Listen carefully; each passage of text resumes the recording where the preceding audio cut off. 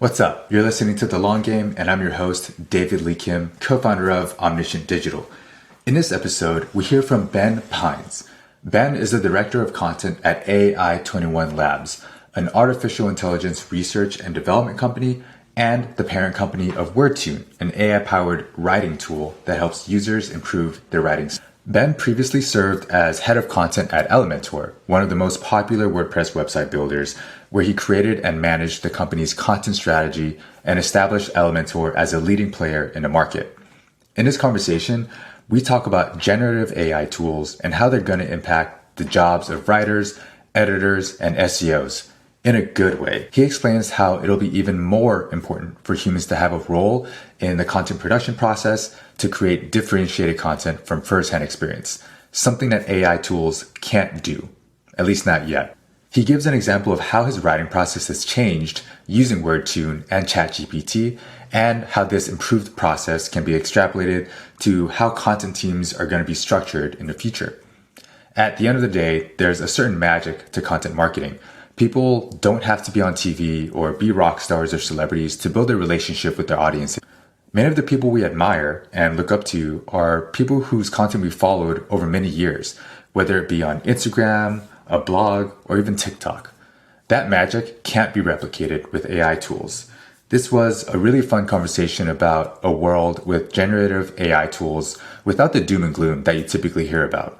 Here's my conversation with Ben Pines.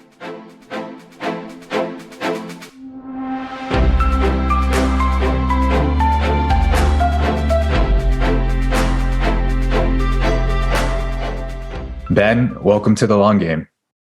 Hi, David. Nice to be here. Yeah, it's great to reconnect. It's been a couple of years since we've gotten to hang out at the word camps that we used to go to back then. And I'll start here. So to me, you're kind of still the Elementor guy. Your face is all over the videos and the websites and these WordCamp workshops. And I realized you left Elementor about a year and a half ago. So how has it been making that transition away from being the Elementor guy? It was, I have to say, it had its fun parts. You go to a convention and suddenly people kind of recognize you, and it's something that has never happened to me before. And it was fun in that aspect of, like, people open up and you get to connect very easily to people, and communication is always fun. Sometimes it does take a lot of energy to be front and center, and it takes energy from kind of creative work, like problem solving, doing marketing, doing strategy, which is something I love to do. So I kind of liked going back to the shadows. And, we even at Wordtune, we created a YouTube series. And we found a wonderful person. Our social media person is actually Neely is hosting this series. So it was fun to be backstage and to still, direct the content and think of the what we're going to cover, but backstage. Yeah, you can direct and let someone else be the face of all of that. Exactly. Yeah. So much better for my, introverted personality. Yeah. And now you're serving as head of content at another company, AI21 Labs, where you're working on Wordtune. So tell us about what you're working on there. So as everyone knows, generative AI is exploding, and it is changing. Like, people are saying this is as revolutionary as the internet was, or even more. So we're seeing tools, and more companies need these large language models to be incorporated into their products. So AI21 Labs and its studio product is offering this solution as APIs. Some of them are specialized APIs. And also we've created very successful products, Wordtune and Wordtune Read, which helps you write and get suggestions, and improve the process of how you write, make it better, faster. So yeah, amazing products. It's been very fun to join the company. Yeah, it's been fascinating to see how quickly AI is now just a normal part of everyday conversation. Like Wordtune existed before ChatGPT, right? But when ChatGPT started getting a lot of news and publicity, all of a sudden now even like my parents are talking about these AI tools. And so with that comes this proliferation of lots of copycats. And it's a very crowded space right now, this generative AI space with both written content, generative AI tools and like image-based AI tools. So I guess in a space that's so popular, getting quite crowded every day, how do you think about differentiation? Yeah. So first of all, this industry exploded, and this happens whenever a new technology happens. Like there's a huge hype, and then there's kind of standardization of like the main tools. So differentiation is what, like, this is part of the magic of marketing. You have this product, and you have other competitors, and the developers of the product hadn't thought of the exact differentiation, like what kind of audience is it going to win, what kind of how is it going to be better than the competition, and how exactly are we going to bring it to market. And for Wordtune, there is a great opportunity because we actually thought of a product that works in a quite different way than ChatGPT. So from having a lot of conversations with, more professional people who are, for example, professional writers, working with a prompt is not the most natural thing, because they have their own writing process. They may have developed for years. And they part of the magic that happens when they write is they need to kind of figure things out, like think themselves. So working with like giving a prompt and then getting the answer, they're like, I don't know even how to work with this. This doesn't elevate my abilities. It just gives you a cookie cut answer to every question, and everyone, like it levels everyone, but I don't want to be leveled. I'm a writer with 10 years experience. I probably don't want to be leveled with everyone else. So the way we built Wordtune is different, wherein, first of all, you write paragraph by paragraph, and you don't just write with prompts, because the normal writing process is like not going to be write me something. You don't tell your brain, write me something about. So you write paragraph by paragraph, and you get specific suggestions. So, for example, if you want analogies or you want statistics, you have these pre-built suggestions into the tool. Moreover, you don't have to switch back and forth between ChatGPT screen and your docs. So it all works within either the editor or your Google Docs, however you like to read. And there's an iteration process when you write. So usually how I write, if it's an article, like I write a sentence and then I can ask Wordtune to give me an addition, like explain it or elaborate on a certain point. And then I change some of it and go back. This is how you write with iteration, which is how a lot of writers love to write. Like you write something, then you edit it, you change it. So basically the difference is you need to work. I know everyone wants like, why don't we just click a button and get the full article? But writing is, first of all, it's an art form, but it also part of the fun is that you have to work, you have to put effort, you have to put your brain power. So actually looking at some of the results that you get from ChatGPT, it's kind of generic. Like, you ask it, give me like, I asked it, give me a few pointers how to get guest blogging opportunities. Like, how can I land a guest blog post? Like, or I anything. can already like, imagine what it gives you. Yeah. Something very generic. it gave me like, think of good SEO. Try to come up with high quality content. Yeah. And then when I came back to an article I read by Aaron Orendorff from 2019, I'm like reading this, and he's just sharing his experience and what his point of view is. And it's just so much more helpful. But that doesn't mean you don't need to use AI or you can't use AI, because a lot of the work when you write is mundane. So let's say I want to say something. I want to say that like part of what I love about writing is the ability to express yourself.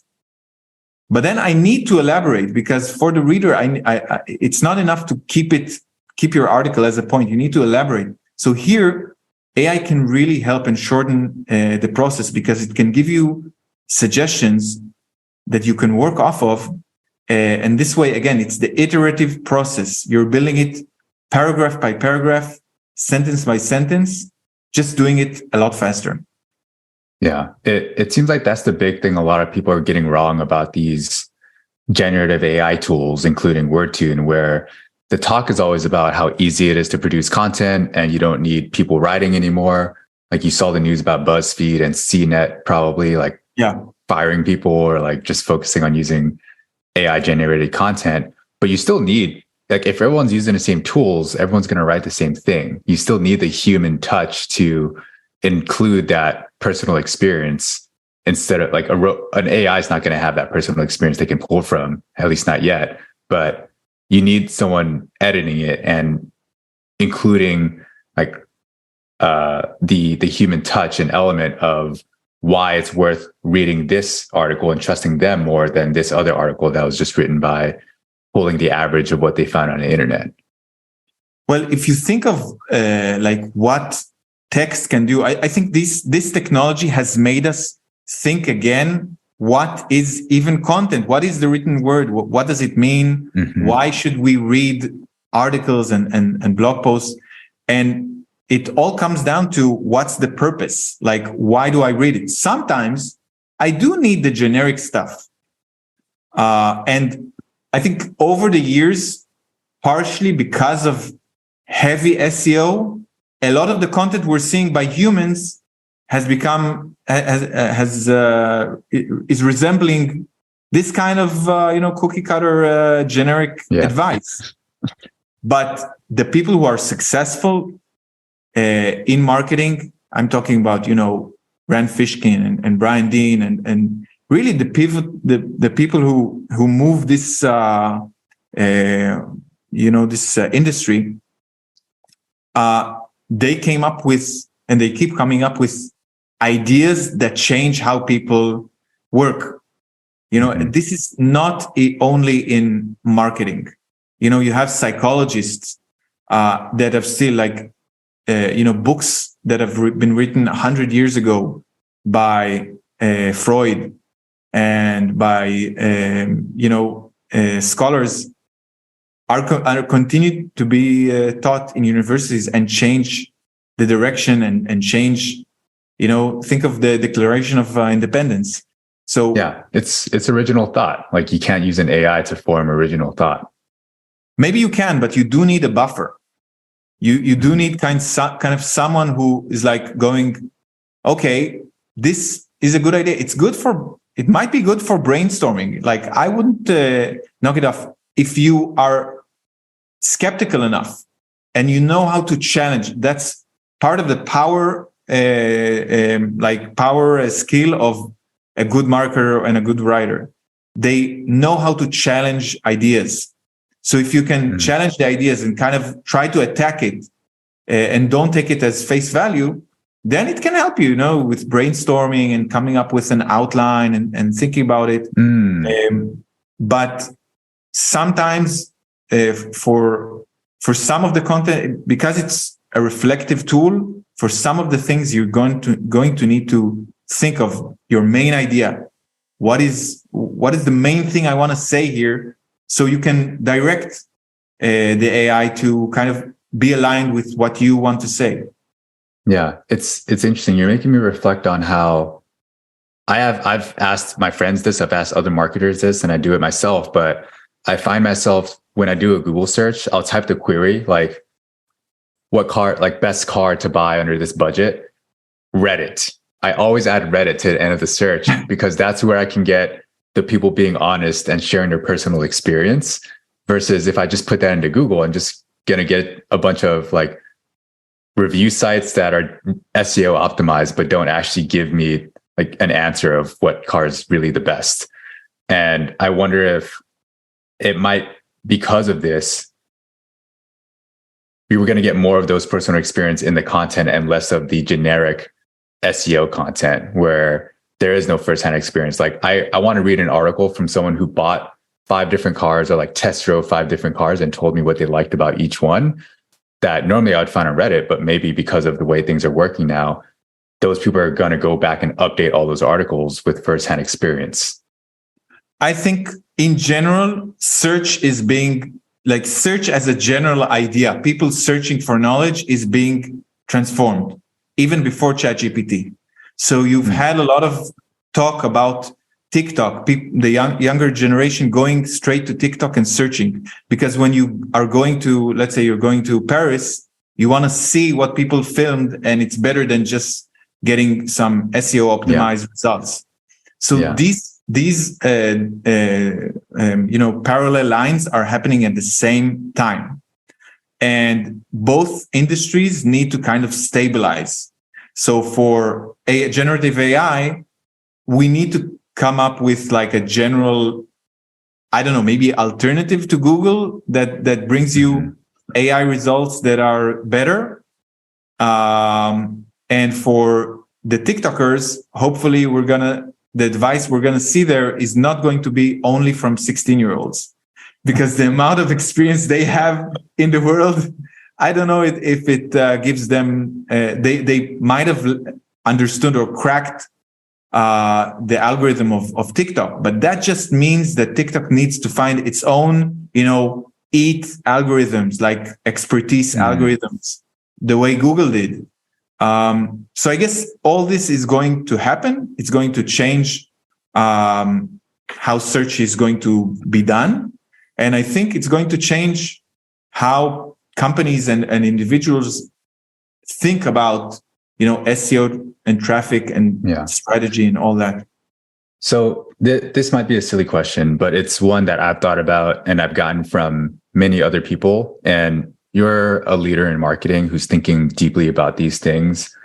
Looking at the current state of search behavior, these generative AI tools, my thinking is it's too soon to worry too much, like keep a pulse on it all, but you can't predict what's going to happen. And so it doesn't make sense to try to react or change strategy. But how quickly do you think, or how soon do you think all this will change to a point where our jobs are drastically going to change and we should be revisiting strategy? Is that something that you're kind of thinking about as someone leading a marketing function? I actually thought about this. And it relates to what we thought we talked about before the conversation, before the podcast. So basically, if you're a good marketer, you're thinking like you told me, like you're doing, you're thinking about the whole funnel. So you're thinking about the SEO, you're investing in it, you're thinking about the content itself to have it engaging. You're also thinking maybe about middle of the funnel content, bottom of the funnel. You're thinking about emails you're going to send. You're thinking about the strategy, etc. Let's say, and of course, you're thinking about also maybe branding and owned media and earned media, and of course, paid. So I think when the change happens, what could happen? What could happen is instead of surfacing 10 Google results and 6 ads, whatever, it's going to surface one result. Okay? One result, but that result is going to have a source. Because without the source, how can you trust AI? If I can't say, David wrote this, and then I can quote you, and I don't read your credentials, how can we're not going to reach a point where, oh, I know this is the best recipe for omelets because AI wrote it. No, I need a person. People follow people, and people follow experts, however smart it's going to get. Okay, so it's going to surface, instead of me thinking about SEO, some of my job is going to change. Okay, I need to be mentioned, and I won't have control whether the AI is going to pull my personal result. It's going to pull my results if I have authority, if I'm an expert, if I give a good, I don't know how it's going to pull it, but probably you're gonna good luck gaming that algorithm. Exactly, yeah. But I have the good news. That's the bad news. The good news is I have all the other elements spread before me. Like, I dived into what happens after they click. Like, the SEO part is such a small part. Even if I'm an SEO expert, I have a friend who's an SEO expert. He does so much more. He did a referral program recently. Like, he knows so much about marketing because, you know, he's a professional and he understands it's part of the game. We're doing marketing. So that's why I wouldn't worry. Like, I would still, you know, do keyword research and invest. I still do it. Invest in SEO and look at Google Analytics and see the traffic that's getting in. But it's not going to be everything I do. Like, I'm going to be basically a problem solver, and take care of the whole marketing strategy, I guess. Yeah, I haven't thought of it that way before, but you've zoomed out so much where it's like, yeah, it's going to change and it's probably going to negatively impact your SEO programs. But as a marketing leader, you should have built a diversified marketing portfolio so that your whole business doesn't go to shambles if there's this change that happens. So that's a good reminder for people who are worried. Like, I think there is cause to be concerned. I think it's too early to try to make any moves based on what we're seeing. But the way to prepare is build multiple customer acquisition channels so that if one goes down, the business is still healthy. Yeah, and I would say also it's from the get-go, it's not that healthy to be too much reliant on Google because, you know, we've seen in the past, you have Panda coming in or any Google algorithm update, and sites get hurt. And then what are you going to say? If you've built a brand on social, on YouTube, whatever, you're still going to have, you know, it's like the diversified income streams, I guess. Yeah. So you mentioned earlier about how Wordtune is built a bit differently than ChatGPT, and you spoke to a few examples of how the tool can be used. What are some examples of how you've been using generative AI tools, or maybe Wordtune specifically, just to share your actual use cases? Yeah. So basically, as I said, you start with a certain topic that you want to write about, right? And the first thing I do is try to find sources to kind of so I can see what's out there. It's not just to get ideas that I'm going to write about. It's more to see what's covered out there and how I can, you know, make some better content. So already using some of the AI tools, you can find these articles, these like obscure articles that are just better than what I have to say in all honesty, just better than what Google can produce to you. So for example, recently I read about differentiation.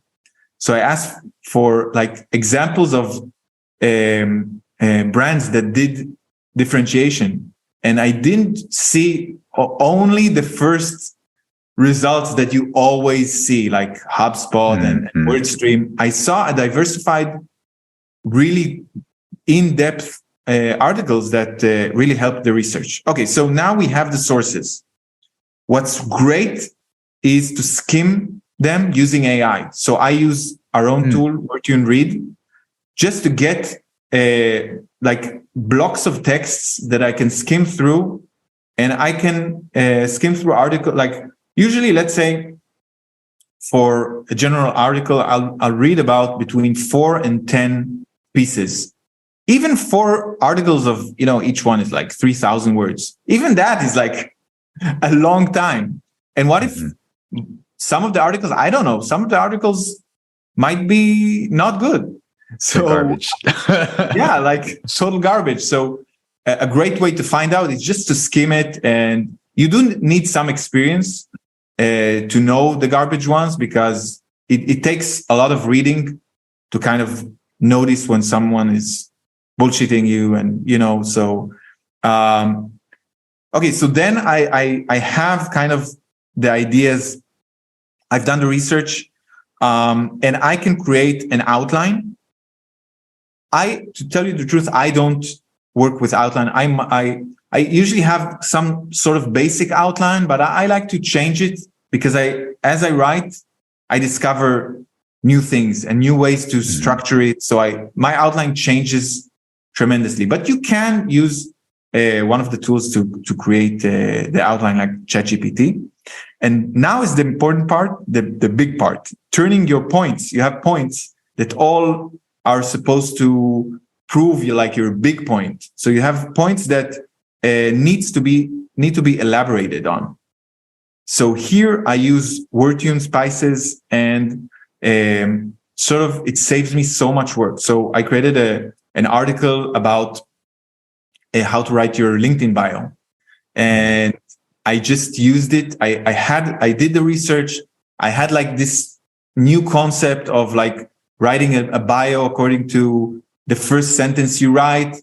And I wrote the basic points, and then I just used the Wordtune to make them into full paragraphs and really make them interesting. Of course, I changed it a bit. After that, you get a draft. Of course, you're adding images and all that. After that, you have a draft. That draft you should re-edit, edit your own work, proofread, fix all the mistakes. I've recently talked with a big affiliate marketer, and he told me he fired all of he doesn't need any editors. Like, he has a group of writers, and they do their own editing because they use the tool. I would have thought that he would have hired more editors, and then had fewer writers, because it seems like you would want more humans doing the editing. You can do self-editing. If you're a good writer, you can, with these tools, with Wordtune, you can just go over it, and it's much easier, even if you're not that good at editing, because Wordtune surfaces like suggestions. So instead of you having to phrase it again, you can just pick what AI deems like a better phrasing. It just works like magic. So all of this process, I showed I think 5 ways you can actually shorten the process of writing, with researching and outlining and writing and proofreading, but you still own the content. You're still behind it. You're in control. So if your boss, an interviewer will ask you, you wrote on point 3 that, that keyword research needs to be so-and-so. And you're like, I have no idea. ChatGPT wrote it. So you don't get into this. You own your content, which is so important. So that's how I wrote the LinkedIn bio post. And what can I say? It's ranking. It's a very competitive keyword, and it's ranking on page 1. So I think I did something well. Yeah. What's interesting there is you started off with you doing the research. You didn't start with jumping straight into the tool. It sounded like first you had to come up with the idea of what you want to write about. The tool didn't tell you to write about that. And then you started looking at the articles and doing human research, and sure that you used the tool to help with doing some of the research, so you don't have to read every single article. But it wasn't until you started sitting down to say, hey, I know what the message is going to be. Now I need to start composing. That's when you really started using Wordtune a lot more to expand on ideas and do more of the writing. but you are still the one directing like the direction and whether things make sense and the transitions are correct and all the examples are correct. And then the editing part, you kind of got a bit more involved. You wanted to make sure that it all made sense, but you also kind of took a little bit of a step back and let the AIs do a lot more supporting as well. But what's interesting is it didn't own the whole process. You were still running the process and directing rather than just saying, oh, that looks good. Let me just copy and paste into WordPress and hit publish. Yeah, I think that's for every type of writing, even if you're doing copywriting. So we have these tools, amazing tools that have read the internet, have read everything we know, and we can use them. But it's so much different to use them by just saying, do this to me, give me the entire result. And instead saying, this is something I thought about. How can you give me another suggestion? Or how can you add on this? It's just the iterative process here is so much more important. And it's not important just because we don't want to replace writers, and AI is taking over the world and we're going to get fired. No, it's important because the actual result is better. And it's not better for people who are mediocre writers, mediocre, copywriters. They will get better results just by using AI, but it is better if you're someone who either is already a professional or aspires to be like the best in your business and getting paid for that, like aspiring to get paid for what you're worth. Yeah. The analogy I use is like you can give an amateur tennis player the most expensive gear in the world, but they're not going to beat the professional with cheap equipment. And so when people start getting super concerned about these tools, I'm like, look, if you're not good at writing, you should be concerned. If you're a great writer who cares about your craft, this is just going to make you better. But there's no way like an amateur or someone who's not as experienced is just because they have these tools is going to like take over the whole marketing department or anything like that. I usually say the analogy of Instagram, and I'm a little bit more pessimistic because I think Instagram did cause some photographers, like a lot of professionals are sadly mediocre. If you've ever experienced like service providers, a lot of them are because, it's the bell curve. Most of people are average. So I have to say that these people are not going to, so it's not the end of the world because new professions are going to, like SEO didn't exist. So people will probably pivot and change their job. So it's not the end of the world, but it is an opportunity for people at the higher end of the bell curve. They're going to be more sought after. Like great photographers, since Instagram happened, are more sought after because like being able to produce something better is like there's so much more awareness to photography because everyone is doing it. There's going to be so much more awareness to writing and knowledge, hopefully. So yeah, it's kind of mixed. So maybe to expand more on how much AI is going to change the process of doing, like it impacts more of the how we do things. It doesn't really change like what we're doing or why we're doing it. It's going to make us more effective and efficient. What does that mean for how we build marketing teams? You mentioned someone who essentially fired all their editors. I actually took the stance that I think people need more editors. So I'm wondering for you, where do you see the structure of marketing teams, content teams potentially changing? It's interesting because it can go either way. It all has to do with, developing a workflow. I can think of, an operation that does fire all the writers and just hire the editors because they're kind of thinking about the strategy and what they want to produce. So I think the actual buildup of how you're going to structure that might be less important. What's important is how it's going to be kind of unique and interesting and useful to people. And there's a lot of assumptions you can think here. I think it's going to continue to evolve. Content is going to continue to evolve. So content creators are going to need to be more versatile, because they're going to have to embed a lot more experience and stories within their content. So if we're talking about images, if we're talking about video, and if we're talking about real expertise, stories and experiences, everything is going to be ramped up, like we're already kind of seeing in social media. And I think it's going to happen also for business, for the type of content there that is produced for B2B or B2C. Yeah. Say more about the need for content creators to be more versatile. What does that mean? You mentioned firsthand experience. Like, do they need to go get firsthand experience to be better creators, or is there another way to do those things you're saying?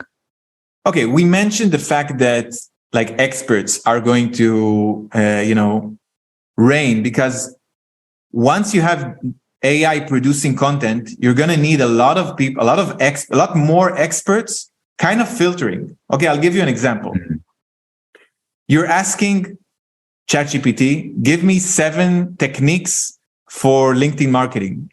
Gives you 7. Then you go and say, okay, give me 30. Gives you 30. Who is going to decide what to do next? You can have 300 strategies. Yeah. Someone needs to filter it and make decisions. So there's going to need to be a lot more knowledge and a lot more experts. This could kind of deter people who are beginning. Okay? Who are beginning and are not experts. How am I going to even learn if I'm going to a market that already has like these machines that spew out knowledge?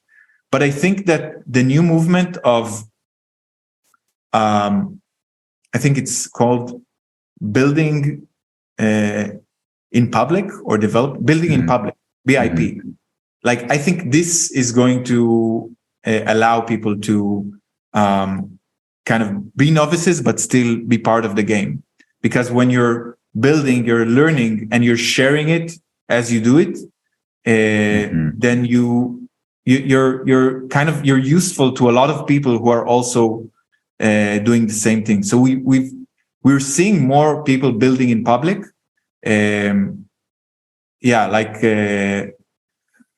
of our clients, Tweet Hunter, they did that. So they decided to create products. Like every, I think, month or week, they came up with a new product just to test it out, and they shared the whole process. Eventually, Tweet Hunter it's like a Twitter marketing acceleration product. That's what got stuck. And then they sold it for 8 figures. But the main thing is while they were building it, they built a community of followers. So everything they did, they got instant feedback. So I think this is a great way for someone to kind of go past all the barriers of, all of the companies that have access to AI, and advanced AI. So far, we've been talking about content creation, particularly for business use cases. Now, I understand that, you mentioned you have an interest in literature as well. So what about AI for fiction writing? Like, how do you feel about so many people writing books with the help of AI tools now as a literature geek?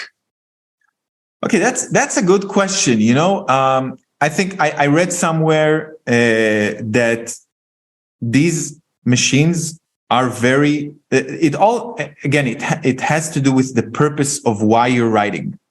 And these machines always have a very mechanical purpose.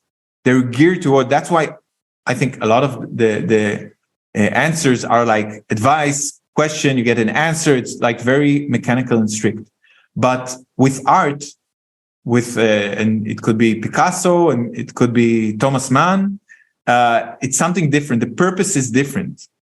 What that purpose is and how it relates to human knowledge and human development, that's interesting. Like, that's a whole other debate we can have, but that's been in discussion for a while. Like, not all of the language, not all of knowledge is logical and practical.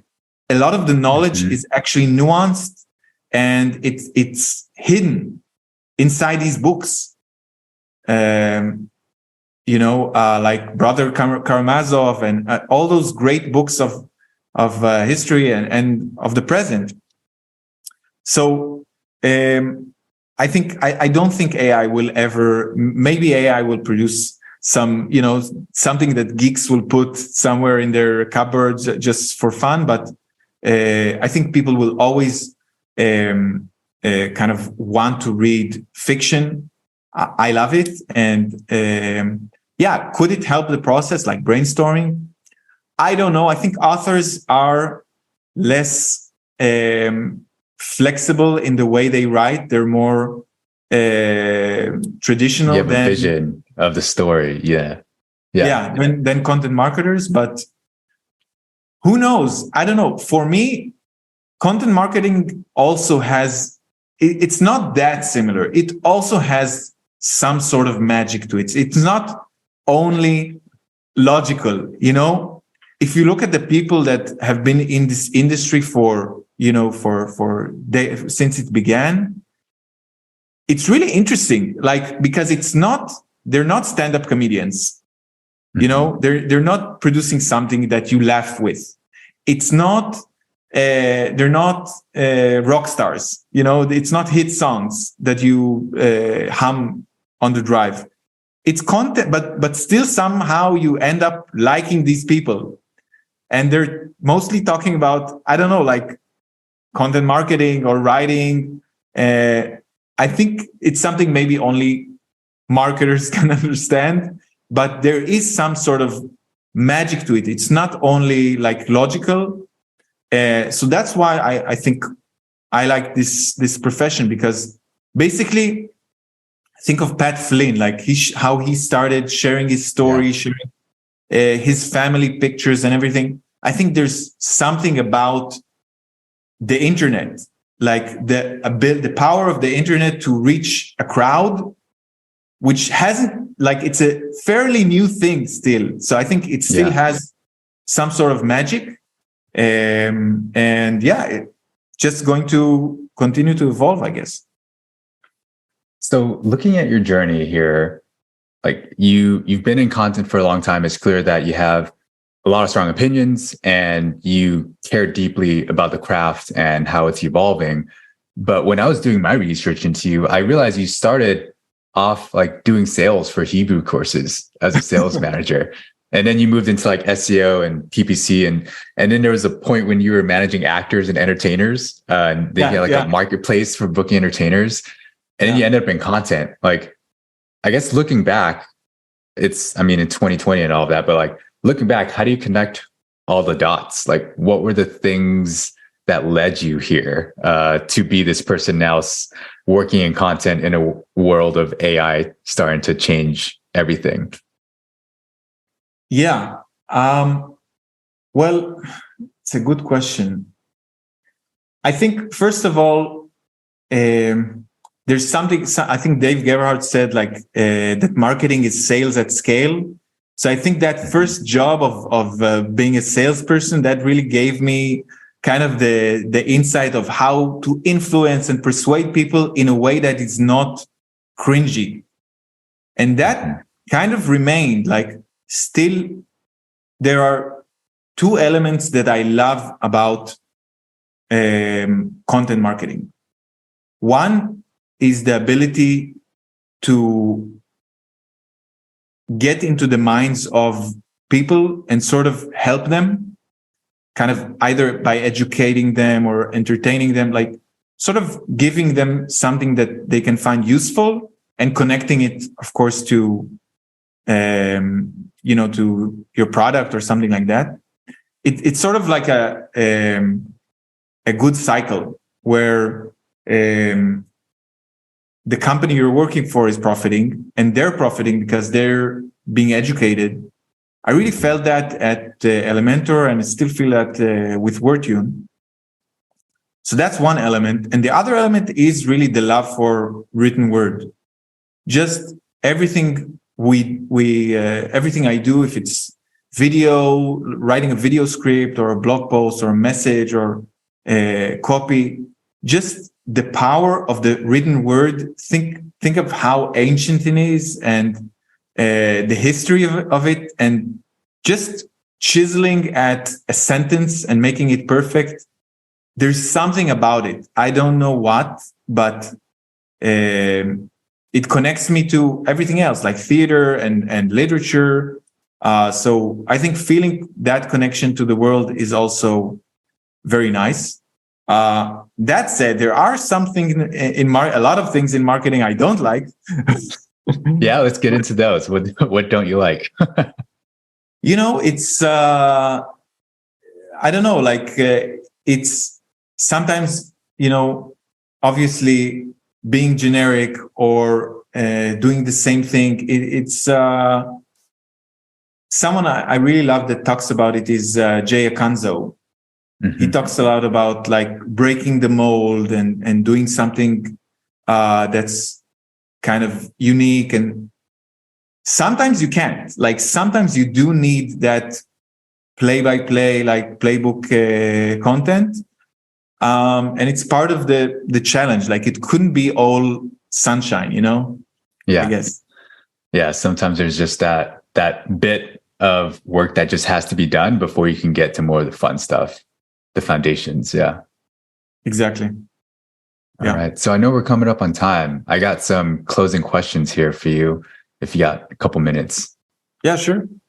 Let's do it. All right. So what's one opinion you have about business you think people would disagree with?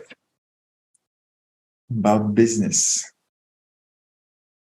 or marketing?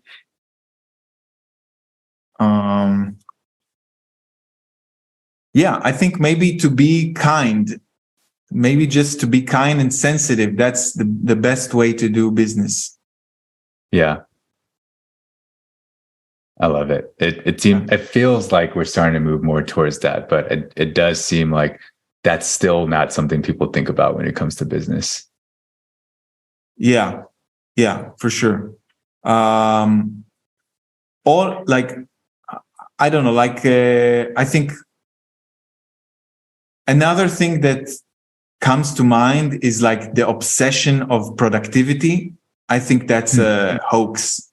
Like there's the way you reach productivity is not by kind of measuring every second and filling your day so you can get the most tasks.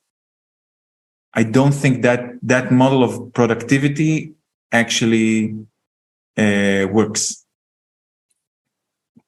What does work then? Maybe you can speak for yourself. What works for you? For me, it's constantly thinking and organizing what you're doing and prioritizing it, and really trying to think big picture and connecting what you're doing to kind of why you're doing it. So yeah, just, I don't know, questioning what you're doing and trying to kind of crack it. That always, because I think it gives you energy when you're in this beginner's mind. There's a quote I like. It's from the book by Suzuki, Zen Mind, Beginner Mind. It goes, in the beginner's mind, there are many possibilities, but in the experts, there are few.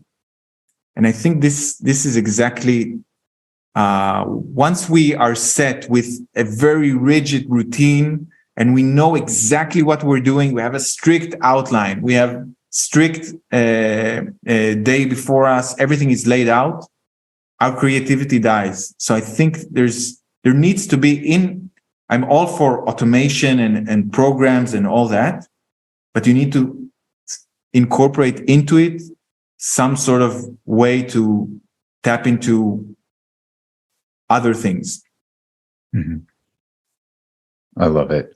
All right. So what's one impactful piece of advice you've been given? I have this book. Where is it? So I have this book. I'm reading it, I think, for the third time. It's called Still Writing. It's called The Perils and Pleasures of Creative Life. And it has so many advice that I love. And just let's distill something from it. I'll open because there's so much in it. Let me try to remember. Yeah, just one of the passages, she says like how she writes is like she knows that there are some people who kind of like to outline everything. It's kind of like what we talked about. There are some writers who like to know the exact journey they're going for, but the way she likes to write is like sentence by sentence.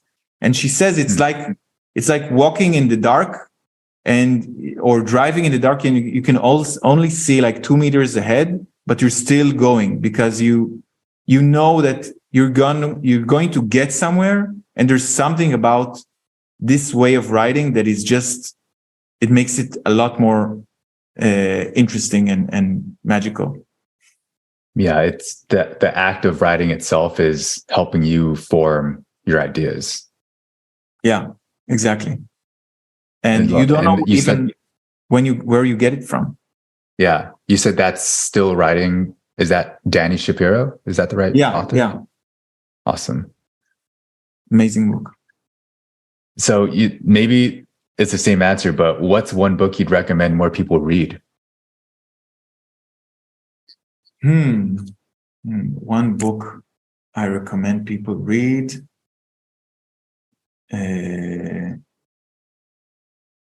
Yeah, I love Chekhov short stories. I can't give now a nonfiction because really over the years I've grown to read less and less nonfiction. So just Chekhov short stories and discover the beauty of not constantly working. Chekhov short stories. Is that? You know what? There is a book I would recommend. Yeah, okay. Yeah, and it's nonfiction, but it's about literature. It's called, and it's great for content marketing. It's called A Swim in a Pond in the Rain. It's by George Saunders. And what he does in this book, he takes six Russian short stories and dissects them, like all the meaning of them. Like he's teaching this in a writing course in Syracuse, New York. But he took all his knowledge of 20 years and it just shows how he takes every book and just dissects the entire meaning of every book and explains about it. And amazing book. Like you get so much about how you can take words and have layers of meaning. So this was definitely one of my the books that most influenced me. Wow, I've not heard of either of those. So thank you. Yeah. But you need to be in the right mindset, like open-minded. Yeah, they sound deep. Like it's not like you can just read it for fun. It's like you're probably going to be taking notes as you're reading it and thinking deeply, questioning everything. Yeah. Exactly. So where can people find you? Where can people find you on the internet? They can find me on LinkedIn, Ben Pines, and they can also follow the Wordtune blog. And all the other social media networks, I guess. Sounds good. So we'll link to all those profiles in the show notes. Ben, it was a pleasure having you on the show. Thanks for making the time. Thanks, David. It's been fun.